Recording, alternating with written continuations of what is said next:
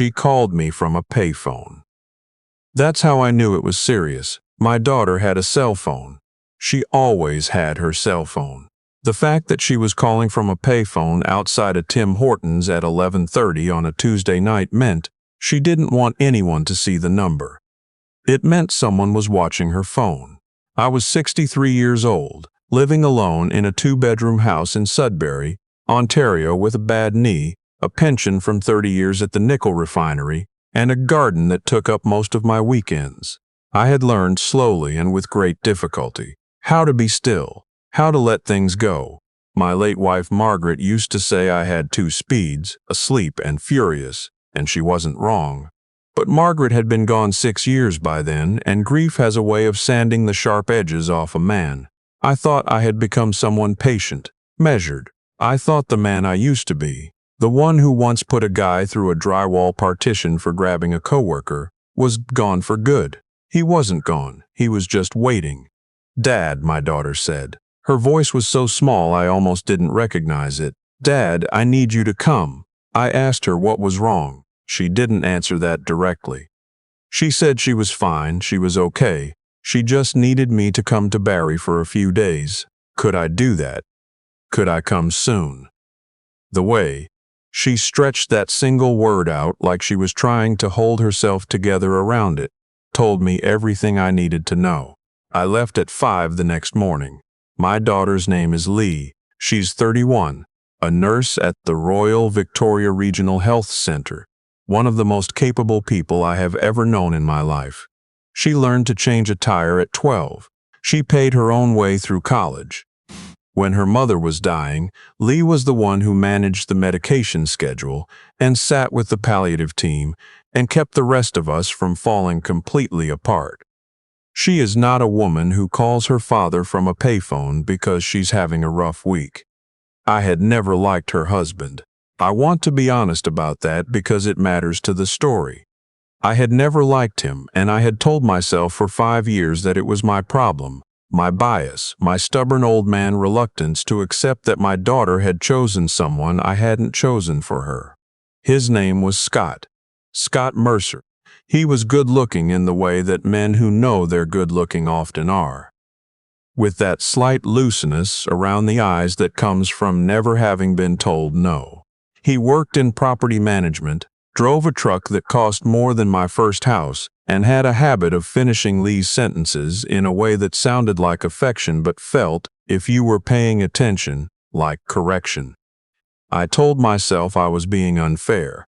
I told myself this for 5 years. When I pulled into the driveway of their house on Essa Road, I knew immediately that I had not been unfair, not even close.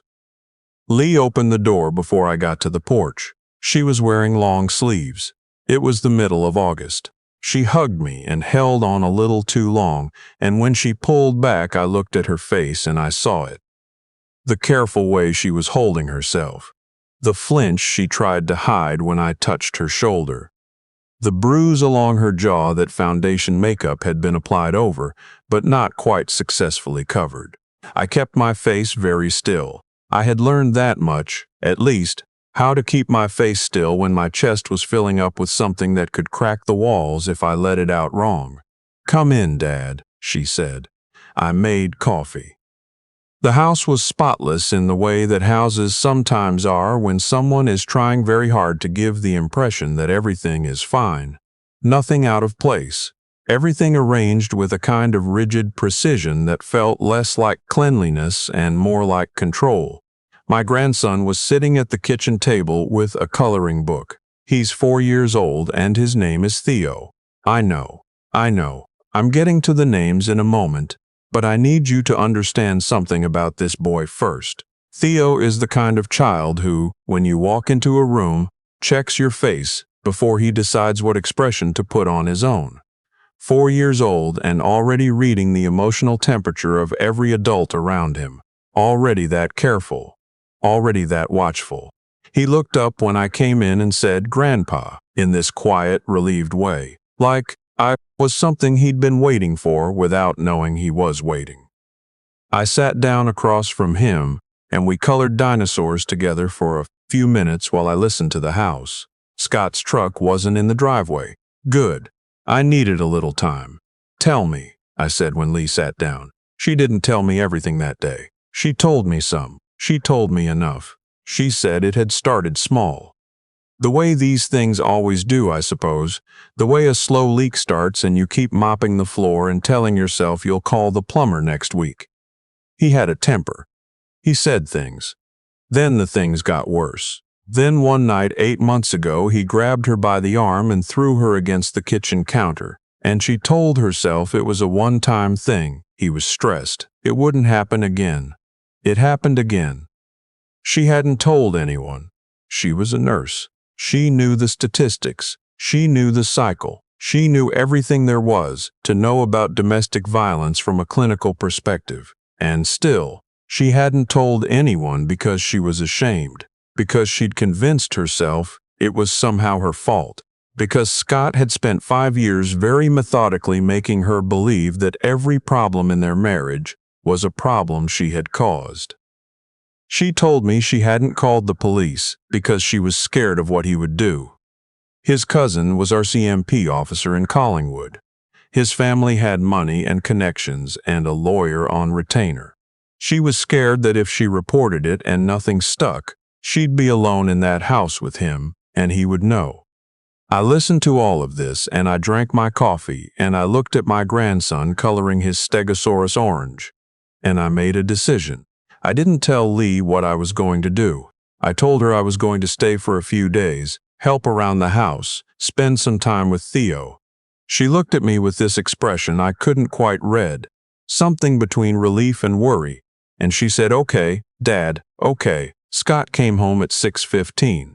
He walked in and saw me at the kitchen table, and his smile did something complicated. It arrived too late and left too early. "Gerald," he said, "not Dad, never Dad, always my first name, always that small assertion of distance." "Didn't know you were coming, spur of the moment," I said. "Leigh mentioned Theo's been asking for me." He looked at Lee, just a look, but I saw her shoulders go up half an inch, and I saw Theo look down at his coloring book, and I understood the whole language of that house in about 4 seconds. "Great," Scott said, and his voice was perfectly pleasant and completely hollow. "The more the merrier." I had brought a bag. I told them I'd take the guest room, save Lee the trouble of sorting out the pull-out couch in the basement. Scott's smile tightened slightly at that. I think he'd been counting on the distance, but he nodded and went to change out of his work clothes. Dinner was quiet. Scott talked about a commercial property deal he was working on in Innisfil. Lee nodded at the right times. Theo ate his pasta and didn't say much. I watched. After dinner, while Lee was giving Theo his bath, Scott and I sat in the living room with the television on. He was watching the Blue Jays. I pretended to watch the Blue Jays. "She worries too much," he said, out of nowhere, not looking at me. "Leigh?" I said. "She called you, I assume." He took a sip of his beer. "She makes things bigger than they are. Always has. It's just how she's wired, I guess." He said it with this practiced sadness, like he was confiding in me about a character flaw in someone he loved. "I hope she hasn't given you the wrong idea." I looked at my daughter's husband for a long moment. "No wrong ideas," I said. "I just missed my grandson." He nodded slowly and turned back to the game, and I sat there and breathed, and I thought about the next few days very carefully. Here's what you need to understand about me. I am not a small man, and I was not, even at 63, a weak one. 30 years in a refinery will do things to your body that no gym membership can replicate. But I am also not stupid, and I have lived long enough to know that a man like Scott Mercer, a man with money, connections, and a cousin in the RCMP, cannot be handled the way the 23-year-old version of me would have handled him. That version would have put his head through the drywall the first night and spent the next decade in a provincial correctional facility while Lee remained trapped in this house alone. No, I needed to be smarter than that, so I watched. And I waited, and I made myself useful. I fixed the back fence gate that had been dragging on the ground. I took Theo to Kempenfelt Bay to feed the ducks. I made Lee's favorite soup, The Portuguese chicken soup her mother used to make, from a recipe I'd memorized because Margaret wrote it in the margin of a cookbook she gave me for our anniversary, and I have never been able to throw that cookbook away. I was, to all appearances, a retired grandfather having a pleasant visit, and every evening, when Scott thought I was watching television or asleep, I was not asleep. I was paying attention. The second night, I heard them arguing in the bedroom. The wall was thin enough. I couldn't make out words, but I could make out tone, and his tone had that low, sustained quality that is somehow worse than shouting. That controlled, pressurized sound that tells you the person making it has decided the other person in the room belongs to them. Then quiet. Then, sometime around 2 in the morning, Theo appeared in the doorway of the guest room. He was holding his stuffed penguin. He didn't say anything. He just stood there. I pulled back the covers and he climbed in and fell asleep in about 4 minutes. I lay there with my grandson's weight against my side, and I looked at the ceiling and I made a different kind of decision. The next morning I called my younger brother. My brother spent 22 years as a property crimes investigator with the Ontario Provincial Police before he retired to his place in Huntsville. He is the calmest, most methodical person I have ever known. Where I run hot, he runs cold. Where I charge, he circles. I need advice, I told him. Not policing advice, just thinking out loud advice. He listened while I told him everything. When I finished, he was quiet for a moment. Does she want to leave? He said. Yes, she's scared. Okay, he said. Here's what you need. He walked me through it. Documentation, medical records, a paper trail. He told me about Victim Services Ontario, about the safety planning process, about how to make a complaint that doesn't evaporate. He told me what a family lawyer could do if Lee initiated divorce proceedings, and how custody of Theo would likely be assessed, and what Scott's money and connections could and could not actually accomplish in a Canadian family court. He also said something else. He said, Lorne, whatever you're thinking about doing with your hands, don't. Lorne is what my family calls me. My name is Gerald Lorne Whitfield, and my family has been calling me Lorne since I was 8 years old, and there were already 2 other Geralds in the house. I know, I said. I mean it, he said. I know, I said again. I want to be clear here that I absolutely intended to follow his advice. I had a plan, and it was a good plan, and it did not involve my hands. I had already made 2 calls. One to Lee's family doctor, whose office was helping her start building a documented record of her injuries, and one to a family law firm in Barrie that my brother had recommended. And I had spoken to an articling student named Priya, who had told me that Lee's situation was serious and that there was a clear path forward and that the first step was documentation. I was being smart. I was being patient. I was being the man my wife would have wanted me to be. And then Scott hit my daughter in front of me. It was the 4th night. I had stayed 1 day longer than I planned because Lee had asked me to, with her eyes rather than her words. Theo had woken up with an ear infection, and she'd taken him to the after-hours clinic at the RVH, and I'd stayed with the house. And when they came home at 9 in the evening, with antibiotics and a tired, feverish 4-year-old who just wanted his mother, Scott had come downstairs from wherever he'd been and looked at the receipt from the pharmacy on the counter. $42, he said. He needs the medication, Lee said, carrying Theo toward the stairs. I'll put him to bed. You should have checked the drug plan first, Scott said. The generic would have been covered. The pharmacist said, the pharmacist is trying to sell you the more expensive one. His voice had that tone again. You never check anything. You just spend. Scott, he's sick, can we? I'm talking to you. Not loud. Never loud, I'd noticed. Just flat and hard, like a door closing. Put the kid down and look at me when I'm speaking to you. Leigh shifted Theo on her hip and turned around. Her face was that careful blank I had come to recognize over the past 4 days as the face she wore when she was trying not to give him anything to grab onto. He's sick, she said quietly. I just want to put him to bed, and I want you to have the basic sense to. That's enough.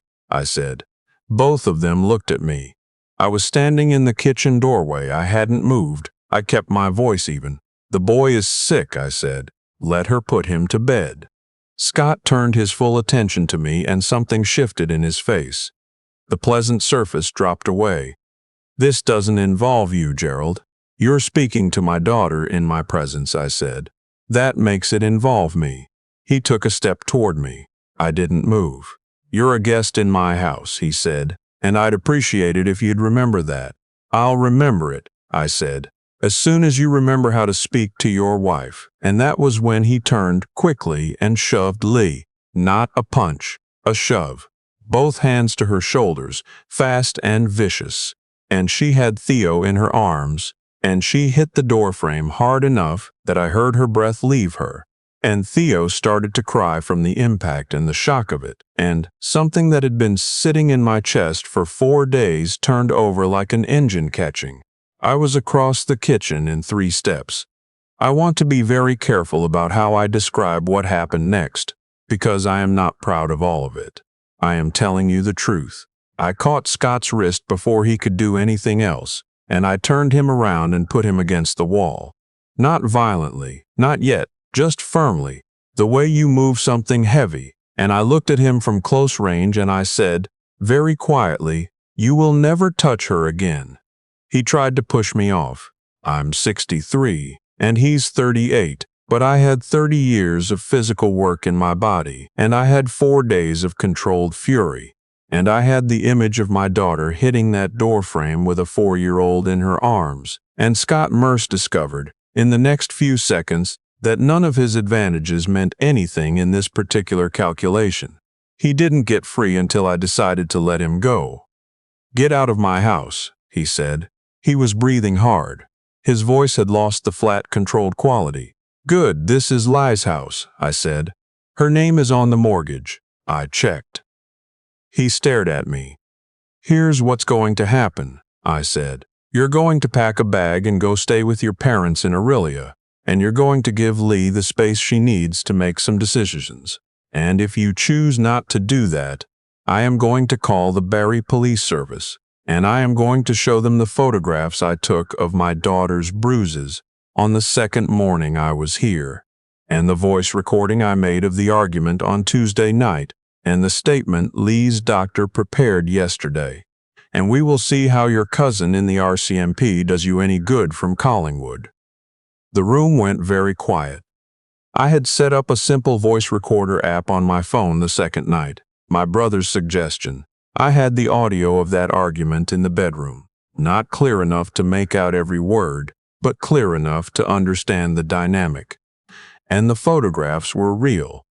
I had asked Lee on my second morning, very gently, if she would let me document her injuries the way her doctor was going to. And she had stood in the kitchen light and let me take the photographs with her eyes closed.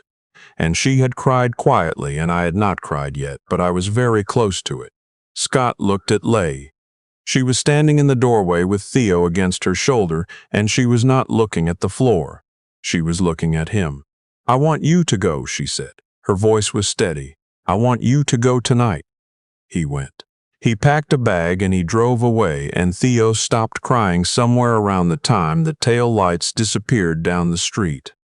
And Lee sat down on the bottom stair and pressed her forehead to her son's hair and held him for a long time. I made tea. I didn't know what else to do with my hands. 3 days later, Scott came back. He came back in the middle of the afternoon when he knew Leigh was at a 12-hour shift at the hospital. And he came back with his mother and his older sister, which is the detail that still makes my jaw tighten when I think about it. He brought reinforcements. His mother's name was Rita. I had met her twice at family occasions, and both times she had looked at my daughter the way a woman looks at something her son tracked in on his shoe. She was a sharp-faced woman in her late 60s, who spoke with the absolute certainty of someone who has never been wrong about anything in her life. His sister Carolyn was younger, early 40s, and operated as a kind of Rita amplifier. Whatever position Rita staked out, Carolyn reinforced it with the specific energy of someone who has spent her whole life waiting for permission to be cruel. I was in the backyard with Theo when I heard the front door. I had a key. Lee had given me one, and I had been staying in the house to make sure Theo was looked after during Lee's shifts. The back gate was open and I could hear voices before I reached the porch door. Can't just let him be pushed out of his own house by some retired nobody from Sudbury. That was Rita. She's manipulating this whole situation. She has been from the start. Scott told me about the calls to the lawyer. That was Carolyn. I opened the porch door and stepped into the kitchen. The three of them were standing at the kitchen island. Scott, his mother, his sister, and they turned when I came in. Theo was behind me, still holding his toy excavator from the backyard. "Gerald," Scott said. His voice was doing the pleasant thing again now that he had backup. "Didn't realize you were still here." "Evidently," I said. Rita looked at me with an expression of enormous and very thoroughly organized contempt. "I'd like to speak to my son privately if you don't mind." "This is my daughter's house," I said. "I'm here with her permission." "Your daughter," Carolyn said, "has done a very effective job of turning this into some kind of—" "I'd stop there if I were you," I said. She didn't stop. "I won't repeat what Carolyn said about Lee. I'll tell you that it was the sort of thing that a person says when they have decided that the woman their brother chose is the source of all problems, and they have spent several years quietly building a case for that conclusion, and they finally feel safe enough to say it out loud. So it was specific and it was mean, and it was delivered with a kind of practiced smoothness that told me this was not the first time she had said these things, just the first time she'd said them to my face. I waited until she was finished. "Theo," I said, without looking away from Carolyn, "go get your backpack from the guest room and pick 3 toys you want to bring to the park." Theo went upstairs without a word. Smart kid. Then I turned back to the 3 of them and I explained, very calmly, how this was going to go. I told them that Lee had retained a family lawyer. I told them that I had documentation of 5 separate incidents of physical abuse, supported by medical records and my own photographs and an audio recording. I told them that the family lawyer had already filed for an emergency protection order, which a judge had signed that morning, and that under the terms of that order, Scott was not legally permitted to be in this house right now. A detail he had apparently not disclosed to his mother and sister before bringing them here, because the look on Rita's face when I said it was not the look of someone who already knew. Scott's jaw went tight. "That order isn't. Those are temporary. They're a start," I said. "Lay's legal team seems to feel good about the longer-term picture. Family courts in Ontario tend to take a fairly dim view of documented patterns of physical violence, especially when there's a child in the home." Rita turned to her son. "What order?" she said. "What is he talking about? What order? Mom, what have you done?" The absolute certainty in her voice had developed a crack in it. "Scott, what exactly have you done?" And that was when Carolyn said something I will remember for the rest of my life. She said, "Oh, stop it, Mom. You know what he's like. You've always known." The room went very quiet again. Rita looked at her daughter. Something moved across her face that I can't quite name. It wasn't guilt, exactly. Or not only guilt, it was something more complicated than that. The look of a woman confronting a thing she has been carefully not confronting for a very long time. Scott said, "That's enough, Carolyn." "No," Carolyn said. Her voice had changed. The mean smoothness was gone. She sounded tired now and a little wrecked. "It's not enough. It's never been enough. I've watched you do this to 3 different women, Scott, and I've kept my mouth shut and covered for you, and I'm done." She turned to me. "What do you need from me?" I want to be honest. I did not expect that. I had been prepared for a long, ugly standoff, and I had been ready for it. And instead I was standing in my daughter's kitchen, watching her husband's sister come apart at the seams in a way that was clearly a long time coming. "A statement," I said after a moment. "If you're willing, Lee's lawyer would probably want to speak with you. Fine, Carolyn said. She picked up her purse from the island. I'll be outside. She walked past Scott without looking at him, and past Rita and out through the front door, and the three remaining people in the kitchen stood in her wake and didn't say anything for a long moment. Get out, I said to Scott. Quietly, the way he used to say things. And this time don't come back without your lawyer. He left. Rita, after a very long moment in which she seemed to be deciding something about herself, followed her son without speaking. I stood in the kitchen for a minute. Then I went to the bottom of the stairs and called up, "Ready, bud?" Almost. Theo's voice. Then the sound of small feet on the hardwood. He came down the stairs with his backpack on his back and his excavator under his arm, and a look on his face like a person who has decided to go to the park regardless of what the adults have been doing. "Grandpa," he said, "can we get a Timbit?" "Yes," I said, "we can absolutely get a Timbit." The protection order held. Scott's lawyer pushed back on the documentation for a few weeks in the way that well-paid lawyers push back on things, but the medical records and Carolyn's statement together made the position very difficult to sustain.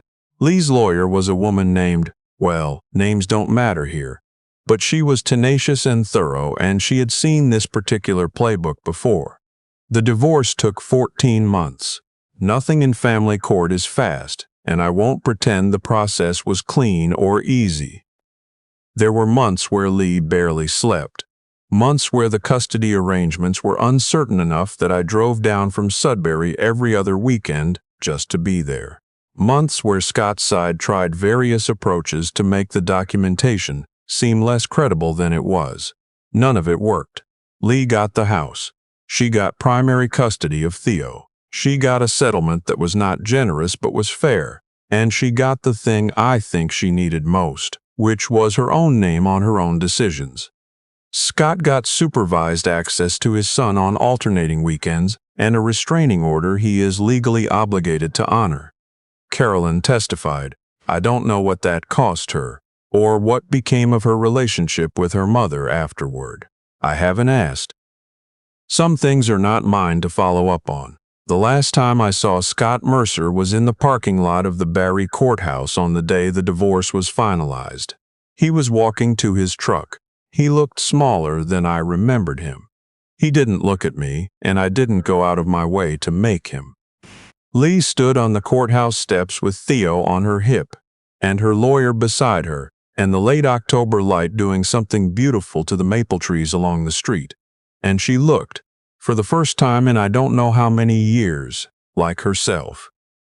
She looked like the girl who changed a tire at 12. She looked like the woman who sat with her mother through the worst nights and kept the rest of us from falling apart. She looked like someone who had remembered who she was.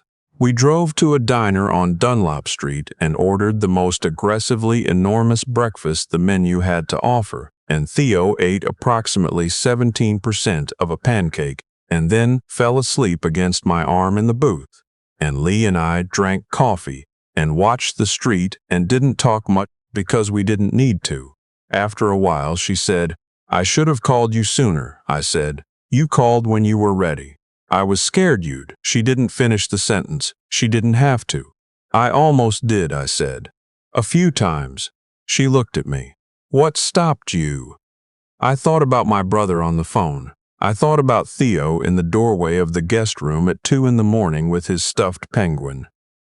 I thought about Margaret writing a recipe in the margin of a cookbook and me carrying it around for 6 years without being able to let go of it.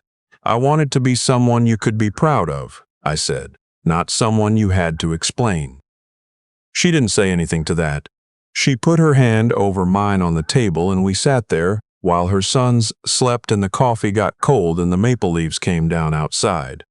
I've thought about this a lot in the months since, about what it means to protect someone. About the difference between protecting a person and punishing the person who hurt them, and how easy it is to confuse the two when you're standing in a kitchen at 9 in the evening watching your daughter hit a door frame. about the version of this story where I did what the 23-year-old me would have done, and how that story ends in a fundamentally different place. A place where Lee still needs a lawyer, but now she also needs to visit her father in a correctional facility on weekends. And Theo grows up trying to reconcile two kinds of loss. I am not a patient man by nature. I want to be clear about that. This did not come naturally to me. There were moments in that house in Barrie where the effort of staying measured cost me more than I know how to express. But here is what I have come to understand. Anger is not the problem. Anger, when someone is hurting the people you love, is the correct response. The question is not whether to feel it. The question is what you build with it. My wife used to say I had two speeds, asleep and furious. She was right, but what she also knew, I think, what she saw in me even when I couldn't see it myself, was that the fury came from the same place the love did. And love, properly aimed, is considerably more powerful than a fist. I'm back in Sudbury now. My garden is a disaster because I neglected it for most of the summer, and my knee is worse from all the driving. And last Saturday morning Lee called me at 7:30 on her cell phone, her own cell phone, to ask if I wanted to drive down and take Theo to the science center in Barrie, and I was on the road by 8. He spent 45 minutes looking at rocks, 45 minutes at a geological display, explaining the rocks to me in extraordinary detail with information that was approximately 30% accurate and 100% confident. He told me that this particular rock was from space. He told me that this other rock was probably from a dinosaur. He told me that if you licked a certain kind of limestone, it tasted like something, and before I could stop him, he licked the limestone. He is going to be absolutely fine. If any part of this story sounds familiar to you, if you are the one keeping quiet in a house that doesn't feel safe, or the one watching someone you love keep quiet, I want you to know that there is a way through. It is not fast and it is not easy, and it requires asking for help in ways that can feel impossible, but it is there. In Canada, you can reach the Assaulted Women's Helpline at any hour. Victim Services Ontario can help with safety planning. You do not have to know exactly what you want to do. You only have to make the first call. And if you are the father or the uncle or the brother or the friend standing outside the situation wondering what your role is, document everything. Call a lawyer. Call the police if there is immediate danger. Keep showing up. Be the person they can call when they are ready, not the person who takes the choice away from them. Be the shelter, not the storm.